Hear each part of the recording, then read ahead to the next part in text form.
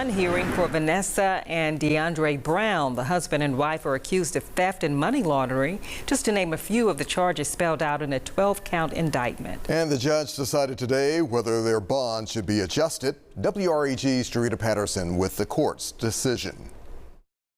Tuesday marked day 2 for a bond hearing, which appeared to be more like a trial, as there were objections made by both the defense and state. This is a witness that refreshes recollection with a document that's not in court. Judge, you can refresh your recollection with a cereal box. Like, that's nonsense. Not when you're in the middle of testimony. There was also a witness who first took to the stand Friday, only to be called back Tuesday. You have to submit your budget. Charles Grove is an investigator with the Tennessee Comptroller's Office. For years, he told the court DeAndre and Vanessa Brown were being investigated for alleged compensation they received through their nonprofit Lifeline to Success. But Grove told the court whether it was an oversight or deliberately done, when it comes to the cash, the Browns paid themselves hundreds of thousands from grant money. How much money did Vanessa and DeAndre Brown transfer out of the Lifeline to Success account into their personal account over the course of the 4-year period of your investigation? The total of all the money that they received was roughly $427,000. Defense attorney Byron Winsett, who told the court he has not yet been retained just yet, spoke on behalf of Vanessa Brown. Attorney Winsett took issue with that returning witness. He was struggling with his memory and testimony on Friday,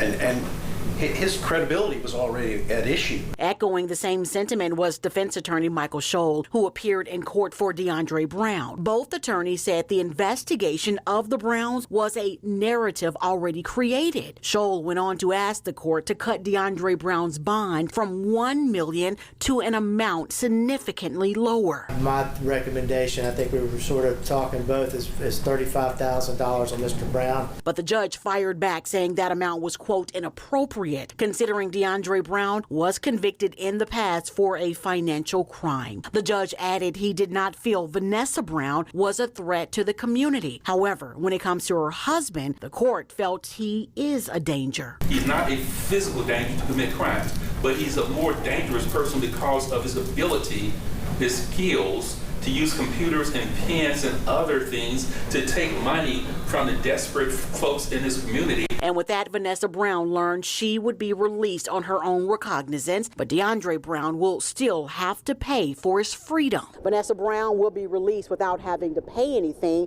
but it's not the same for DeAndre Brown, who was ordered to pay $500,000 in order to be released. The judge saying he's still possibly a threat to the city and county when it comes to financial fraud. Reporting for your news leader outside the CJC, Jarita Patterson, WREG News Channel 3. By the way, the two have been ordered back to court October 31st.